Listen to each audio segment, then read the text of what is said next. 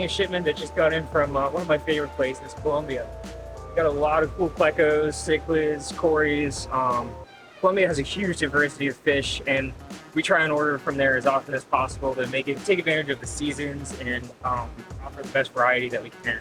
This is one of the places I've been to the most. I spent a lot of time down there with our supplier and his suppliers, working on the supply chain, making sure that the fish are healthy through the process, and even exploring new areas, new species. So it's always exciting to see what comes in. And well, a lot of it's stuff that you'll recognize. Almost every shipment, there's something new or something interesting. We got a couple species or a couple fish in that I've never seen before, which is cool, as well as some really unique plecos. And we're excited to offer some really cool stuff as we get ready to head into our open house. One of my favorite fish, and very seasonal, very specific, very challenging to keep, but always happy to see them come in, is the panda waru. These guys come from way inside Venezuela, up the Atabapo, and they're fragile. They're very seasonal. There's only a short time of year where they're collected and able to get out.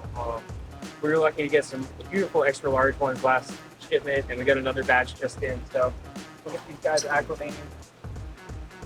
These guys are really, really sensitive to water quality, so they need frequent water changes. They like it really warm. We keep it at 84 to 86 degrees, and they'll take even higher temperatures. But aside from that, they're really, if you want to put the time and work into like a discus, they're a beautiful fish, super unique with that black and white coloration that gets more intense as they get older. But these guys aren't going to look good for another day. But they're all alive. That's the main thing. Oh, what a fish. I've been asking for some pretty large fish for the open house, and hoping that we have some really impressive stuff in-house and for sale. So we'll have one more shipment before then from this vendor, but I got some cool stuff starting to show up already. This is a big L191 dull-eye royal pleco. The big Tanake, they get enormous. It takes a long, long time. And from the Rio Meta drainage, Colombian Thanos. Look at this guy, that beautiful gold trim on the tail, that pattern. It's a bulky fish, it's very pretty. It's really clean. That pattern in the dorsal too is gorgeous. Hi buddy, here you go. Oh yeah, it's a great fish.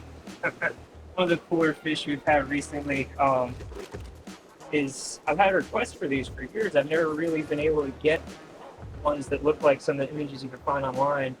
And so this is a Leporicanthicus, probably an L240, maybe an L471.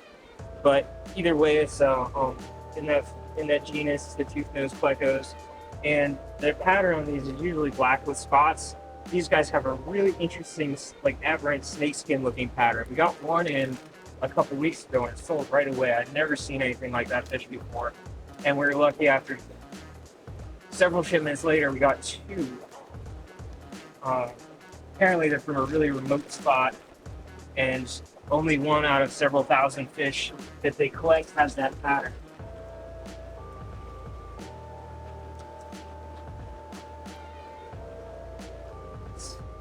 These guys are really feisty fish. They call them tooth-nosed plecos because they've got that sharp little tooth kind of on the head. And this whole genus is interesting because their first reaction to coming out of the bag or being handled is to bite you. And most plecos don't do that. They've got these big, sharp, almost like canine teeth down there. See them? That little fang. And they will bite with those. I've had bigger ones draw blood.